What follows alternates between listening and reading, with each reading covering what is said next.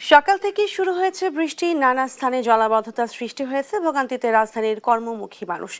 এ বিষয়ে বিস্তারিত জানাতে সরাসরি যুক্ত হচ্ছেন সহকর্মী মুক্তা মাহমুদ ও ইদ্রিস আলম।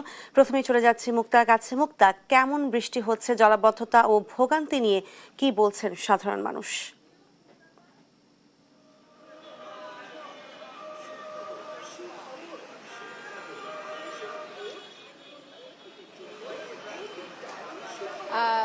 শাজমিন, আপনি যেটা বলছিলেন যে এই আসলে মানুষের ভোগান্তি আসলে চরম পর্যায়ে পৌঁছেছে। আমি বারবারই যেটা বলছি, এবং আমার পেছনে যে ছবি দেখতে পাচ্ছেন সেই ছবি কিন্তু বলে দিচ্ছে মানুষের আসলে ভোগান্তি কোন পর্যায়ে পৌঁছেছে।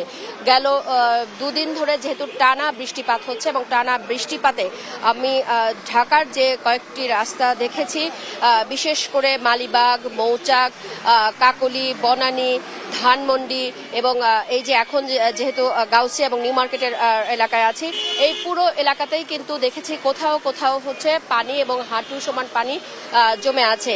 এবং এই এলাকায় যেটা করা হচ্ছে যে গতকাল থেকে কিন্তু যেহেতু বৃষ্টিপাতের পরিমাণটা এর চেয়েও বেশি ছিল, যে কারণে কিন্তু এখান থেকে পাম্প করে পানিটা সরানো হয়েছে, এবং পাম্প করে পানি সরানোর পরও কিন্তু এখানকার যে অবস্থা, এই অবস্থা কিন্তু আপনারা দেখতে পাচ্ছেন। এবং এখানে যে আপনি দেখছেন যে দোকানপাটগুলো আছে, সেই দোকানপাটগুলো কিন্তু মানুষ বন্ধ রেখেছে, এবং গত দুদিন ধরেই কিন্তু এই দোকানপাট বন্ধ, এবং মানুষ সেখানে কিন্তু কাজকর্ম করতে পারছে না।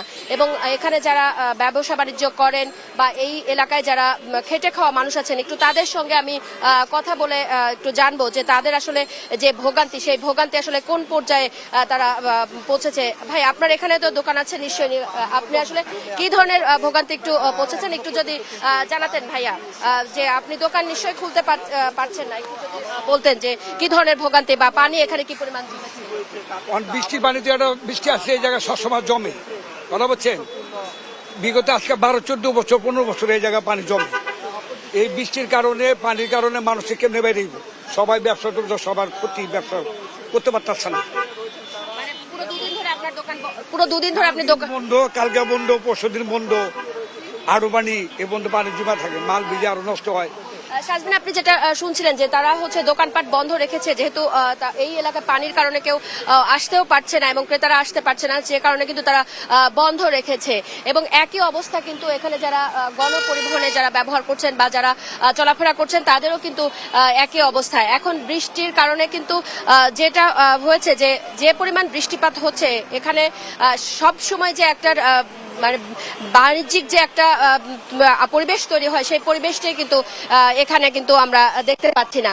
এবং এখানকার শুধু না, এবং আশেপাশের যে এলাকাগুলোর কথা আমি বলছিলাম, সেই আশেপাশের এলাকাগুলোর কিন্তু একই অবস্থা। এখানে কিছু পথচারী আছেন, তাদেরকে আমরা জানতে চাইবো যে তারা আসলে কি ধরনের ভোগান্তিতে আসলে তারা দেখেছে এবং কি ধরনের ভোগান্তিতে তারা পড়েছেন। ভাই, একটু জানতে চাইবো যে এই এলাকায় তো আপনি চলাফেরা করেন, এই এলাকাতে আসলে কি ধরনের পরিস্থিতি গত দুদিন ধরে আপনি দেখছেন?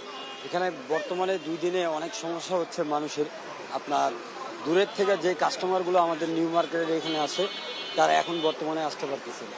যেমন আপনারা উত্তরা, মিরপুর আসে, মানে দূরের যত কাস্টমারগুলো আছে বর্তমানে তারা কেউ আসতে পারে না। আপনাদের ব্যবসা বাণিজ্য আপাতত এখন কিছুটা হলেও এখন বর্তমানে 2 দিন ধরে ধরতে গেলে নাই, তারপরে আলহামদুলিল্লাহ আল্লাহ যেভাবে চালাইতেছে সেভাবে চলতে হবে। দোকানপাটের ভিতরে পানি জমেছে কি নাই? আপনার আমাদের মার্কেটের নিচতলায় আডুপন্থী পানি, গিরাপন্থী পানি।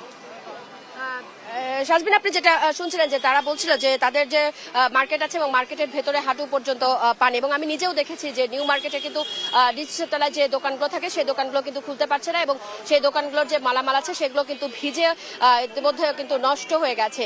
যদিও আবহাওয়ার পূর্বাভাসে আগে থেকেই বলা হয়েছিল, কিন্তু পানির এত বেশি ছিল এবং যে কারণে কিন্তু তারা জিনিসপত্র সরিয়ে নিতে পারেনি। তো শাজবিন, এই ছিল নিউ মার্কেটের অবস্থা। শাজবিন, আমাদের অপর প্রান্তে, ঢাকার অপর প্রান্তে আছেন আমাদের আরেক সহকর্মী ইদ্রিস, তিনি মতিঝিলের অবস্থা জানাবেন। আসলে জানবো যে মতিঝিলের এখন কি অবস্থা। ইদ্রিস।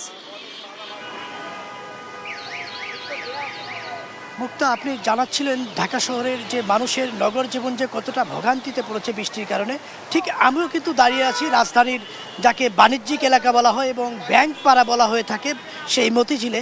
আপনি দেখতে পাচ্ছেন যে মতিঝিলে যে ব্যাংক পাড়া রয়েছে বা অফিস পাড়া রয়েছে যাকে বলা হয়, সেখানে কিন্তু একদম হাঁটু পানি অবস্থা। মেন রোডে একদম প্রধান সড়কেই কিন্তু আমরা এই চিত্র দেখতে পাচ্ছি। আমরা কথা বলতে চেয়েছি অনেকের সঙ্গে। এখানে কিন্তু বেশ কিছু স্কুল রয়েছে এবং কলেজ রয়েছে আপনি জানেন, এবং পরীক্ষা চলছে। শিক্ষার্থীরাও কিন্তু নানা ধরনের ভোগান্তিতে পড়তে হচ্ছে এই জলাবদ্ধতার কারণে।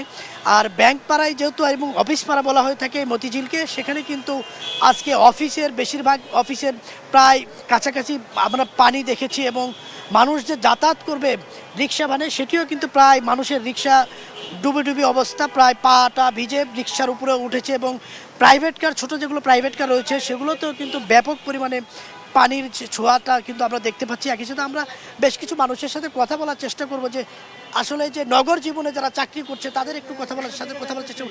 এই যে বৃষ্টির কারণে যে আপনারা চাকরিজীবী মানুষের নগর জীবনে কতটুকু ভোগান্তি পাওয়া যাচ্ছে?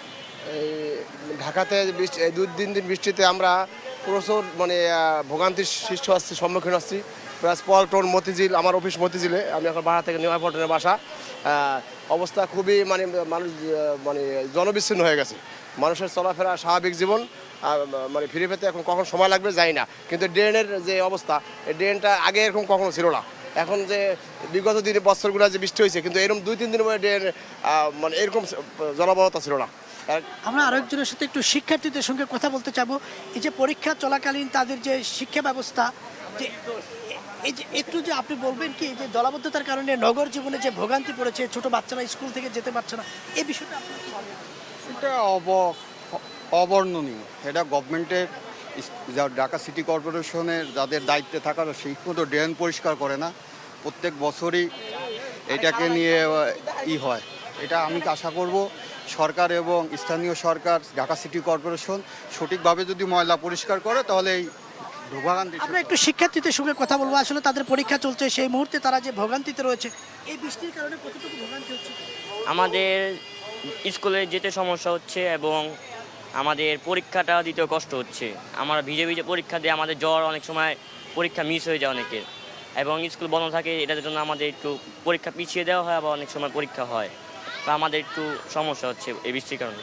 যেমনটি শুনছিলেন, শুধু অফিস পাড়াতেই শুধু যে অফিস আদালত করছেন যারা, তারাই শুধু ভোগান্তিতে পড়েনি। এখানে কিন্তু ভোগান্তিতে পড়তে হচ্ছে শিক্ষার্থীরাও। কিন্তু যেমনটি শুনছিলেন যে এই মতিঝিলে যে অফিস পাড়া বা আদালত ব্যাংক পাড়া রয়েছে, সেখানে কিন্তু শিক্ষার্থীরাও যেমন ভোগান্তিতে রয়েছে, কর্মজীবী মানুষরাও কিন্তু ব্যাপক পরিমাণে ভোগান্তিতে রয়েছে। তাদের ভোগান্তির কথাই আমরা জানার চেষ্টা করছিলাম এবং জানানোর চেষ্টা করলাম। এই ছিল মতিঝিল থেকে জনদুর্ভোগ, বৃষ্টির কারণে যে জনদুর্ভোগ সৃষ্টি হয়েছে তার শেষ তথ্য।